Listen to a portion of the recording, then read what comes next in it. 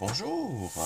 Aujourd'hui, dans cette vidéo de présentation, je vais vous présenter un lecteur de bande celui-ci vient de la marque Colorado qui a, si je me souviens bien, été racheté par HP par après. Donc après ça, c'est devenu HP Colorado. Mais là, pour le cochon, ça dit que Colorado. Et qu'est-ce que sont que ces lecteurs de bande? Donc, ces lecteurs de bande-là sont ceux qui sont appelés dans le domaine de l'informatique des lecteurs de bande KIC 40. Donc, KIC, QIC, ça veut dire pour Quarter Inch Cartridge, donc cartouche avec une bande quart de pouce. Et 40, c'est juste la norme, donc il y a KIC 40, KIC 80,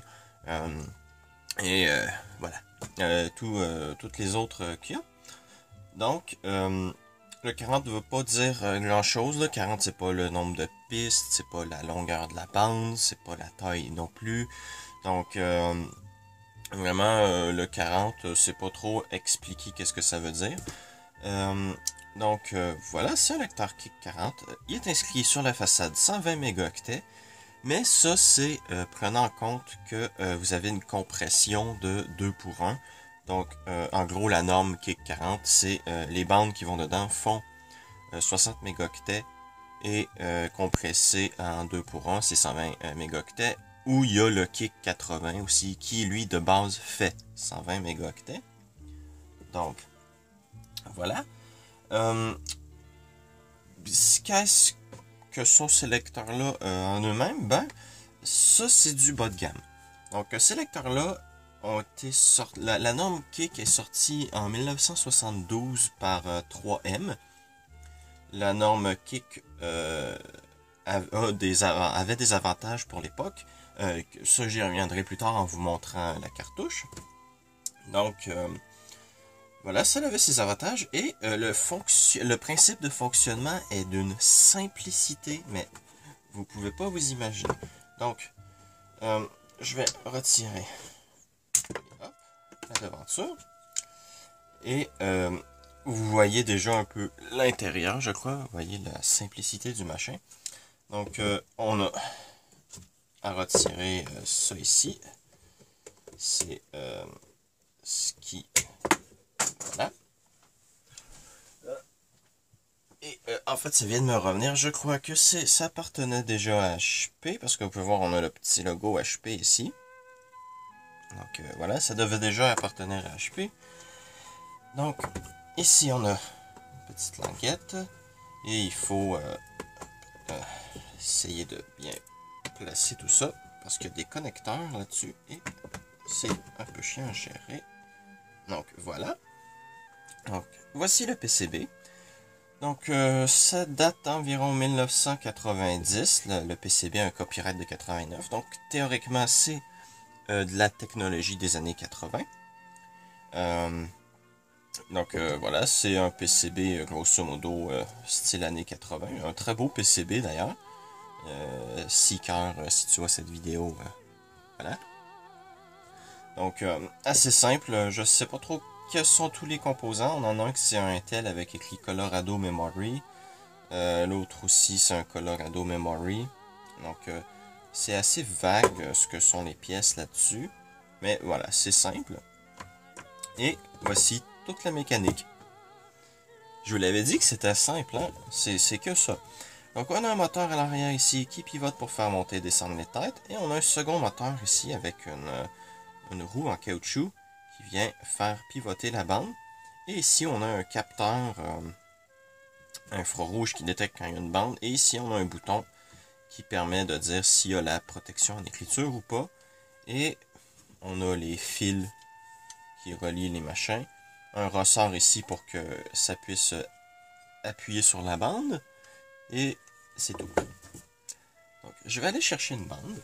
Donc, j'avais acheté un paquet de 10 bandes scellées encore. Donc, je vais pas ouvrir celle-là, c'est juste pour vous montrer, voilà, c'est scellé comme ça. Et on en a une ici qui, d'ailleurs, a toutes les instructions en français à l'intérieur. C'est très très bien. Ah, je me rends compte que ça, c'est pas la bonne. Je peux pas vous montrer les trucs. Je vais vous la montrer après, mais pas tout de suite. Voilà. Donc, voici une bande dite DC2120, ou qui est une bande juste kick 80. Parce que je croyais qu'en fait, le 120 mégaoctets qui était écrit ici, c'était la taille de base. Donc, j'ai acheté des cartouches de 120 mégaoctets.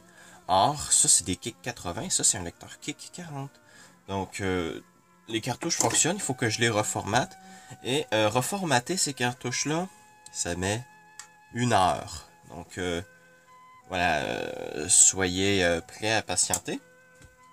Donc, vous prenez la cartouche, vous l'insérez. Vous voyez, ça rouvre la petite protection ici. Et quand on pousse, vous voyez que le moteur vient s'appuyer sur la bande. Et je peux faire tourner le moteur. Et voilà. Donc, les bandes, je vais y revenir. Donc voilà, ça c'est tout pour le lecteur. Comme vous pouvez voir, c'est très très simple. C'est pour ça que ça coûtait pas cher. C'est les lecteurs Colorado et juste tout autre lecteur qui utilise la norme Kick 40 ou 80, voilà. Ou peu importe quelle autre sorte de kick. C'était très peu coûteux. Et vous comprenez maintenant pourquoi. Ce qui est bien avec ça, c'est que c'est assez fiable comme mécanisme. Donc, il n'y a pas grand-chose qui peut aller mal à l'intérieur. S'il y a un problème, vous pouvez facilement démonter et arranger tout ça. Donc, quand je l'ai eu, le machin était littéralement couvert de poussière partout. Il y en avait une épaisse couche. Donc, il a fallu que je nettoie tout ça et ça a été super simple à nettoyer. Franchement, si tous les trucs étaient aussi faciles que ça à nettoyer, ce serait parfait. J'ai huilé les moteurs. On voit qu'il y a encore un peu de résidu d'huile. Et j'ai tout nettoyé le reste. Donc, voilà. J'ai même huilé le morceau de plastique ici qui fait glisser les têtes. Et, bah voilà. Donc, ça, le mécanisme est encore 100% fonctionnel. Je vais probablement même m'en acheter un autre sur eBay. Parce que, franchement, je commence à apprécier beaucoup ces lecteurs-là. Pour ce qui est de la connectique, ben, le connecteur que je vous ai montré, voilà. Qu'est-ce qu'il fait? Ben, en gros, ça se connecte sur le port disquette. Donc, vous en avez des un peu plus récents qui utilisent le connecteur disquette standard. Ben, ça aussi c'est standard, mais le pour le connecteur pour les lecteurs de disquette de 3 pouces et demi, voilà. Et ça se branche en Molex et c'est tout. Voilà. Donc, ces lecteurs-là, comme je vous dis, sont très simples. Donc, connecter ça sur un lecteur de disquette aussi, c'est très simple. Parce que tout ce que vous avez à faire, c'est un programme qui communique directement sur les ports de communication du lecteur de disquette. Donc, c'est un protocole super simple à implémenter. Les programmes n'ont pas besoin d'être très complexes. Donc, encore une fois, ça continue de simplifier le truc. Et c'est pour ça que ces machins-là étaient si peu coûteux à l'époque. Et qui sont aussi simples à utiliser que ça. Vous le branchez dans sur un connecteur disquette. Vous mettez votre bande, vous installez le programme et le lecteur est prêt à faire des copies de vos données en 5 minutes. C'est vraiment super simple. Donc, voilà. Ça, c'est tout pour le lecteur de bande. Je vais mettre ça de côté parce qu'il va falloir que je le remonte, mais bon, c'est pas très compliqué. Donc, on va revenir un peu sur les bandes. Donc, ça, c'est les bandes de la famille Xima ou Ximat, peu importe. Et, je sais pas trop ce que ça veut dire Ximat, là. Je veux dire, à l'intérieur, on a le petit pamphlet avec écrit des trucs. Donc, c'est en français, ce qui est bien. Donc, cette bande-là est supposée avoir comme nouveauté noyau de lecture perfectionné. Donc, le galet presseur, c'est ça le noyau de lecture. Donc, propre à cette gamme, donc la gamme Xima. De cartouches de données, un quart de pouce à capacité et rendement élevé. Capacité élevée. Il faut comprendre que ici est inscrit copyright 94 et sur l'autre collant est écrit copyright 93. Donc, en 94, les bandes faisaient déjà plusieurs gigaoctets. Donc, 60 mégaoctets, 80 mégaoctets, voyons, pas 80, 120 mégaoctets, c'est absolument rien. Encore plus à une époque où en 94 les disques durs commençaient à s'approcher beaucoup du 500 mégaoctets. Donc voilà. Courbant antistatique, oui, ça j'y reviendrai après. Plaque d'appui améliorée, donc ça c'est le truc en métal. Et c'est pas mal toutes les nouvelles caractéristiques qu'apporte cette cartouche-là. Donc les cartouches, de ce que j'ai vu, viennent à peu près toutes dans des boîtes de ce genre-là. Donc des petites boîtes en plastique assez solides. Donc on peut les échapper par terre, ils vont pas se briser. Voilà, c'est pas comme les boîtes en plastique de disquette. Pour ce qui est des bandes, vraiment, les bandes aussi sont très bien faites. 3M ont vraiment fait un très bon standard. Pourquoi? Ben parce que regardez-moi la plaque de métal. Fait 2 mm d'épais, ou 3 probablement. La bande, voilà quoi, vous pouvez pas la briser. Vous pouvez rouler dessus avec une voiture, la bande ne va pas se briser. C'est vraiment super solide comme cartouche, ou cassette, voilà, peu importe. Donc, vraiment, pour faire de la sauvegarde à long terme, c'est superbe.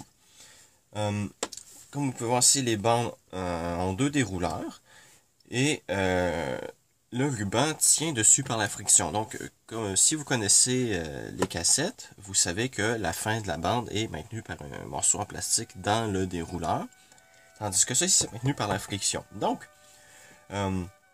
si par exemple votre lecteur déroule la bande au complet parce qu'il y a une erreur, ben la bande va se décoller du dérouleur et il faudra que vous démontiez la bande et que vous le replaciez. Donc ça c'est un peu chiant. Ce qui déplace le tout ici, vous pouvez voir, c'est une bande en caoutchouc. Pourquoi avoir choisi la bande en caoutchouc? Ben, c'est parce que ça simplifie énormément le mécanisme. Donc, les cassettes, vous avez les 2 dérouleurs et il faut généralement un moteur ou 2 pour contrôler les dérouleurs en plus du cabestan pour déplacer la bande. Tandis que ceci, vous avez besoin que d'un moteur et il fait absolument tout.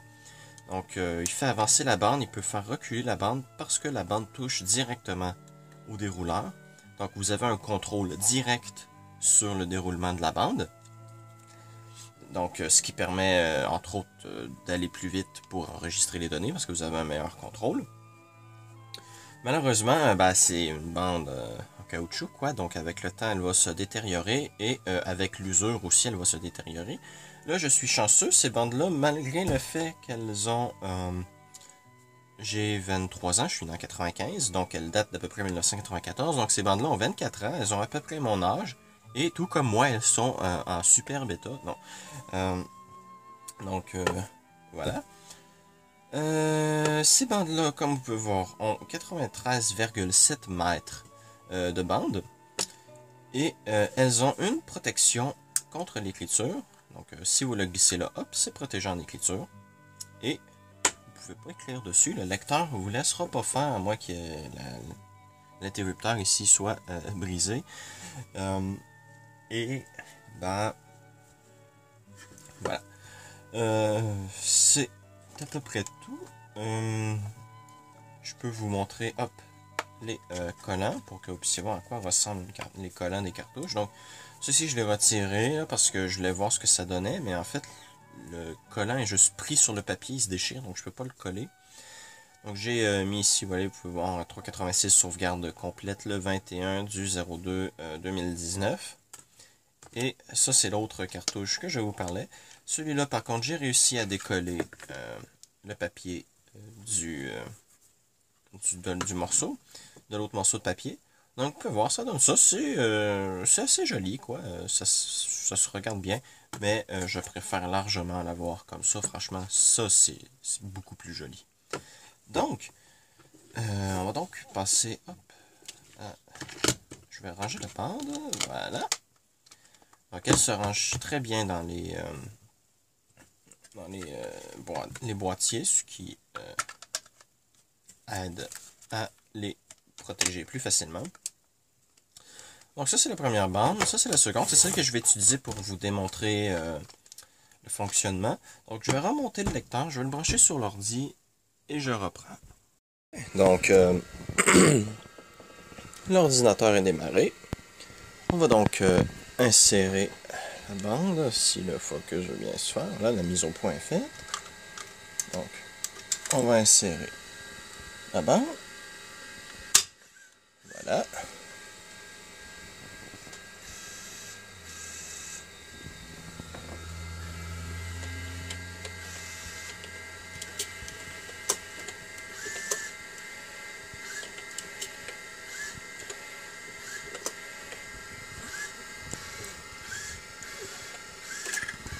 Voilà, donc, dans l'ordinateur, j'ai installé le programme.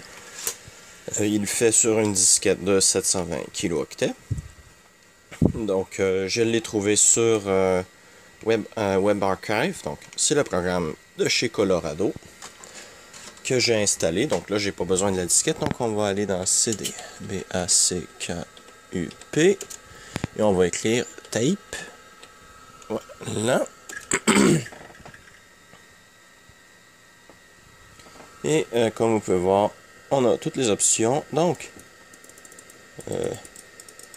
A. Ça sert à quoi d'avoir un curseur si je peux pas cliquer avec? Bon.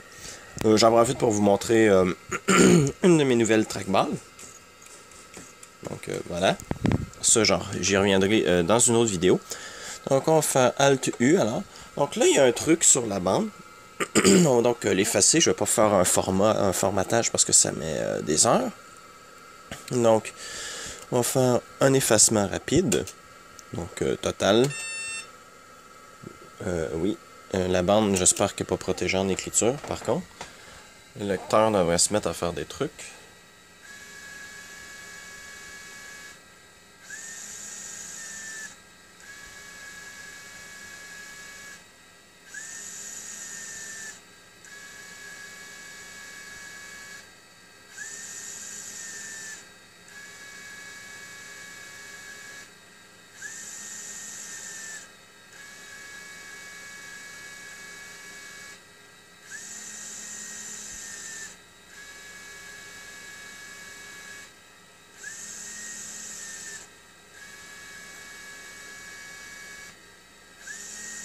C'est pas supposé être aussi long. Attendez un peu, je reprends. Et donc, me revoilà. Et avec une souris qui a décidé de fonctionner sur ça. Donc, je sais pas si c'est le pilote spécial Logitech qui a fait ça ou juste parce que celle-là était mal configurée. Mais j'ai une vidéo qui s'en vient sur toutes les nouvelles trackballs là, que j'ai eues. Donc, on va aller dans Utilities, Quick Erase, Total, Yup. Ça devrait pas être très très long, donc ça devrait fonctionner cette fois-ci. Bien, donc il a juste fallu que je sors et que je réinsère la bande. Donc on va garder le même nom, Backup 2. OK. Et ça devrait prendre moins d'une minute effacer la bande.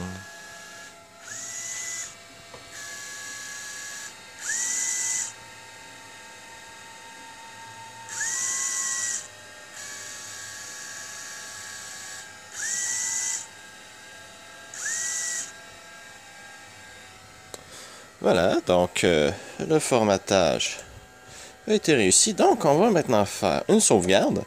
Donc total, on va le faire du disque C. Ben là, voilà. J'ai déjà une autre copie, voilà.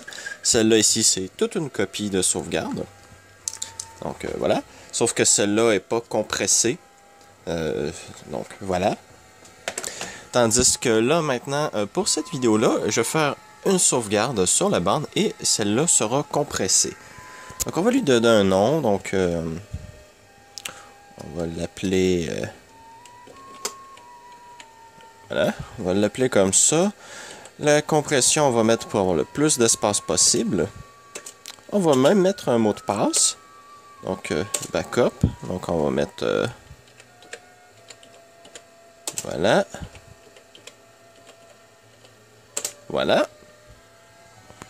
Donc le disque devrait commencer. Donc je vais vous le dire tout de suite, ça va prendre une quinzaine de minutes faire la sauvegarde. Ce qui est quand même pas trop lent. Le lecteur va à 2 mégaoctets par minute. Donc ça fait environ 34 KO secondes. Donc vous allez me dire que c'est lent, mais il faut comprendre que c'est connecté sur le port disquette. 34 KO secondes, c'est pas mal la limite de ce que peut faire un lecteur de disquette. Donc si on fait 34 KO secondes x 8 pour avoir un kilobit seconde, ça fait environ un peu plus de 260 KB secondes. Donc, à savoir que les lecteurs de disquette, ils vont à 250 KB secondes. Donc là, on est plus rapide que ce qu'un lecteur de disquette peut jamais être. Et, voilà. Donc, sauvegarder tout ça, ça va mettre une quinzaine de minutes. Donc, c'est pour ça qu'effacer la bande, ça met environ 1 heure, parce que le lecteur va plus lentement quand il efface la bande. Donc, ça met 1 heure. Si on voulait remplir la bande au complet, ça mettrait 30-40 minutes peut-être. Donc, voilà, c'est pas très très lent non plus, là, surtout quand on a surtout pour 120 mégaoctets, les gens sont capables d'attendre 1 heure, même ça va prendre moins d'1 heure pour faire une sauvegarde. Donc franchement, pour l'époque, c'est des petites bandes assez correctes. Franchement, je vais pas me plaindre.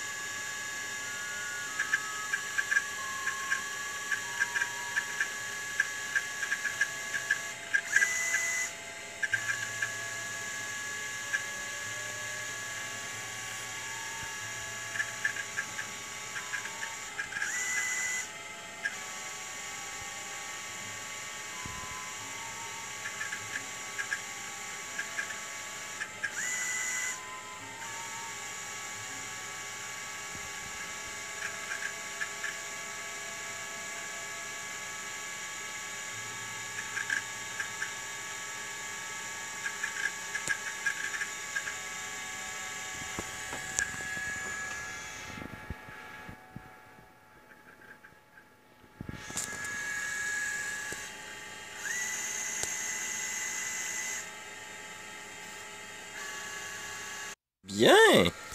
Donc, comme vous pouvez voir, hop, c'est terminé. Donc, ça l'a mis 15 minutes et 53 secondes. Et le total de données utilisées sur la bande est de 20 mégaoctets. Et je vous rappelle qu'au début, tout le disque dur faisait 30 mégaoctets. Donc, on a réussi à compresser le tiers de toutes les données en l'envoyant vers la bande.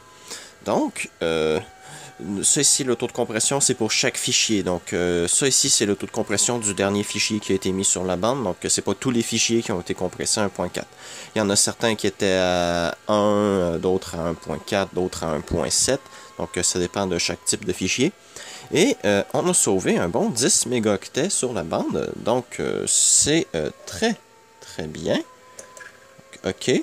Si on fait maintenant cancel, je peux faire une comparaison. Ça va comparer tous les fichiers sur le disque dur avec la bande, ou peu importe d'où d'autres ça vient. Mais là, je vais pas le faire parce que ça va mettre 15 minutes là aussi. C'est pas plus lent, mais c'est pas plus rapide non plus faire ça. Puis je l'ai déjà fait précédemment avec cette bande-là et cette bande-là, parce que j'ai fait les tests avec. Donc voilà, ça fonctionne très très bien. Dans les utilitaires, on peut déseffacer une bande. Donc ça, c'est au cas où vous effacez une bande puis vous vous rendez compte que, ah ouais, non, en fait, je ne vais pas l'effacer. On peut faire un effacement sécuritaire. Donc ça efface les données sur la bande. Je suppose que ça fait pas un formatage. Ça fait juste mettre des zéros sur la bande ou des chiffres aléatoires, là, peu importe. On peut renommer la bande. On peut la formater. On peut programmer une date pour faire une sauvegarde, mais là, j'ai pas installé la fonction. Ici, rétention, c'est une commande qui est nécessaire pour ce genre de bande-là. C'est tellement nécessaire que c'est une commande qui a été ajoutée dans le code SCSI. Donc, SCSI, vous pouvez envoyer la commande rétention. Ça existe exprès pour ces bandes-là.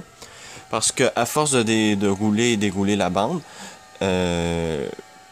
la courroie en caoutchouc peut faire en sorte que la bande n'est pas enroulée à la même tension partout. Donc il faut complètement dérouler la bande et complètement la réenrouler pour pouvoir s'assurer qu'il y a une tension égale partout sur la bande. Donc c'est ça que ça fait rétention. Mais là, vu que je viens de faire une sauvegarde et que la bande était complètement déroulée et rembobinée plusieurs reprises, c'est pas très important. Dans les options ici, on a les options logiciel. Donc ça, c'est tout type de programme. Donc c'est rien de bien intéressant. C'est les options classiques que vous avez dans tous vos programmes. Les options matérielles. Donc ici, vous pouvez voir, on peut mettre une cartouche, pas une cartouche, mais une carte d'extension. Parce qu'il faut savoir que ça fonctionne sur des lecteurs, des connecteurs de disquettes classiques. Mais il y a aussi eu des cartes dédiées à ça. Ici, je me souviens bien, les cartes étaient un peu plus rapides que les lecteurs de disquettes classiques. Mais là, ça sort un peu du but de cette vidéo-là. Je ferais peut-être...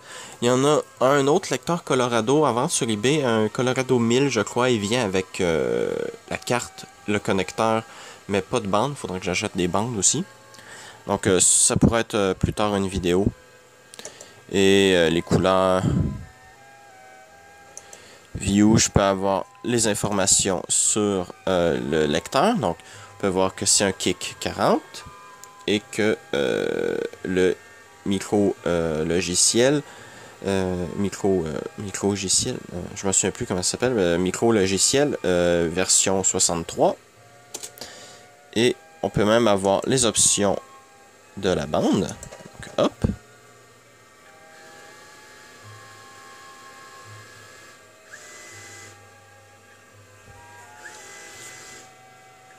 Voilà, donc c'est assez rapide à voir, c'est pas très lent. Donc on peut voir que la dernière initialisation date d'hier. Le type de bande c'est Kick 40, même si bon, comme vous avez vu, c'est des bandes Kick 80, mais je peux les reformater en Kick 40, c'est pas un problème.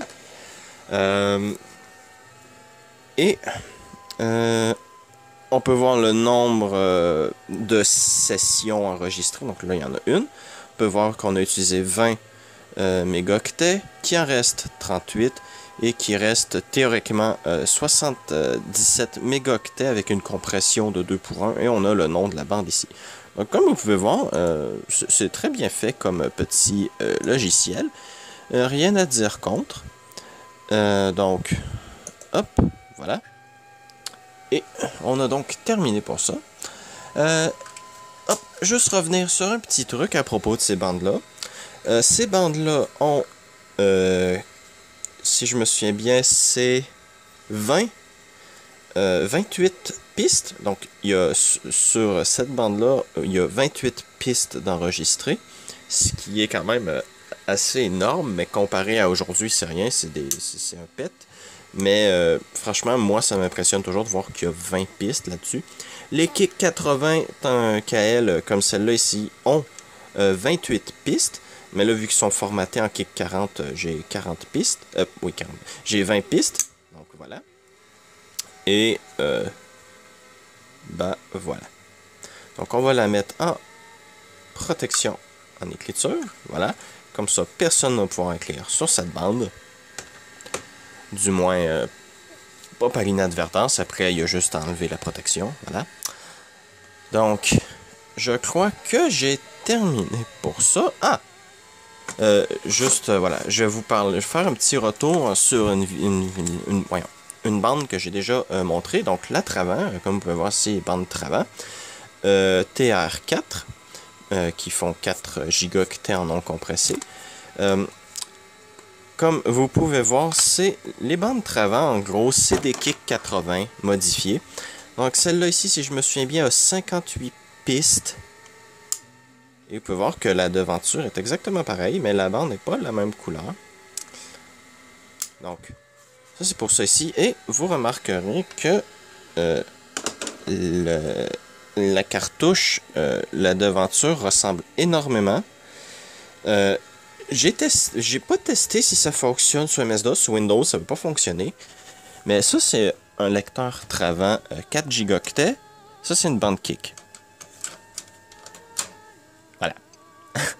Donc, je sais pas si ça fonctionne. Je sais pas si ça fonctionne. Si ça fonctionne, je ferai peut-être une autre vidéo sur ça là, pour vous montrer que ça fonctionne. Mais sinon, pour le moment, je crois que j'ai fait le tour. Vous avez vu tout ce qu'il y avait à voir sur les bandes Travant. Pas Travant, mais Kik. Un jour, je vais peut-être m'acheter la version pour baie 5 pouces écart, parce que ça, il faut savoir que c'est les mini cartouches. Vous pouvez voir avec les mini data cartridge. Il y en a qui sont plus grandes. Je crois qu'ils font à peu près justement la largeur d'une baie 5 pouces, mais les lecteurs, ils sont faits sur le côté. Donc on insère la bande, au lieu de l'insérer avec la bande comme ça vers l'avant, on l'insère sur le côté comme ça, comme les cassettes audio dans les voitures. Et on a une clenche sur le côté, hop, qu'on enclenche et ça se met à aller. Je vais essayer d'en acheter un, mais ils sont pas communs sur eBay. Ils sont généralement chers. Il y en a un en ce moment, c'est de la marque Archive. Il est soixantaine de dollars, donc je vais pas payer 60 dollars pour un vulgaire lecteur de bande. Donc j'en aurai pas un tout de suite. Et comme je vous ai dit, le mois prochain, ben je peux pas vraiment dépenser, il faut que j'économise de l'argent, voilà, donc je peux pas dépenser tout mon argent tous les mois, il faut que je passe des mois à économiser aussi. Donc, ben voilà. Mais, sachez que je suis très très très satisfait de ce lecteur ici, même si je me suis fait fourvoyer avec la taille ici de 120 mégaoctets, mais c'est pas très très grave. Je peux formater les bandes quand même, donc... franchement, non, je suis pas déçu. Si vous en voulez un, ils sont pas très très chers. Il y en a quelques-uns à une vingtaine de dollars. La majorité sont proches de 100 dollars. Je veux dire, c'est cher pour des trucs comme ça. Achetez-les pas. Mais si vous en voyez un à une vingtaine de dollars, faites juste regarder s'il est en assez bon état. Celui-là ici, comme je l'ai dit, il était plein de poussière. Comme vous pouvez voir, les têtes ont l'air un peu usées, mais ils fonctionnent très bien. Il n'y a aucun problème. Donc, c'est pas le genre de lecteurs qui sont fragiles, mais faites juste attention quand vous achetez, voilà. Donc, lui ici était 24 $, je crois. Ah non, il venait avec le lecteur que j'avais montré ici, hop, le SideQuest Easy 135. Il venait avec lui, j'avais payé, je crois, 24 $ tout l'ensemble, avec même les cartouches SideQuest. Donc, franchement, j'ai eu pour pratiquement rien, là. On va dire, mettons que j'ai payé 5 $ pour avoir le machin. Avec les bandes qui, elles, étaient une vingtaine de dollars pour 10. Avec les frais de livraison, ça m'en a coûté, je crois, une quarantaine de dollars. Donc vraiment, et puis ils sont tous scellés, donc vraiment, excellent achat, je regrette pas. Donc vraiment, non, c'est pas une technologie qui m'a coûté très cher. Ça m'a coûté beaucoup plus cher que ça. Ainsi que même celui-là ici, voilà. Donc, si vous voulez vous lancer dans la sauvegarde sur bande juste pour vous amuser, prenez des lecteurs Travant Kik 80 ou 40, ils sont pas chers. Et il y a aussi les lecteurs DAT, donc celui-là ici avec des bandes comme ça. Si vous fouillez un peu sur eBay, vous allez trouver plusieurs lecteurs à moins de 30 $. Les cartouches sont pas très chères non plus. Et ceux-là sont en SCSI. Ceux-là sont en port floppy. Donc, si ça dépend de ce que vous avez, là. Donc, si vous n'avez pas de SCSI, voilà, vous êtes un peu dans la merde. Donc, essayez de prendre ceux-là ici. Ou sinon, les lecteurs Travant sont disponibles en IDE. Ceux-là ici, il y en a qui sont disponibles en connecteur de disquette plus classique. Donc, si vous n'avez pas les gros connecteurs de disquette, vous pouvez les utiliser aussi. Donc, vous avez qu'à fouiller un peu et vous devriez trouver bonheur pour vous. Donc, c'est pas un truc qui coûte très cher, comme j'ai dit. Donc, vous allez pouvoir vous amuser un peu. Et les programmes d'utilisation sont pour la majorité sur Internet. Donc, vous avez juste à fouiller un peu. Et voilà, j'ai trouvé une image d'une disquette pour justement ce genre de lecteur-là. Donc, vraiment, c'est vraiment pas compliqué d'utiliser ce lecteur-là. Il n'y a aucune configuration à faire. Donc, voilà. En espérant que vous avez apprécié cette vidéo sur les bandes magnétiques Kik. Et à la prochaine.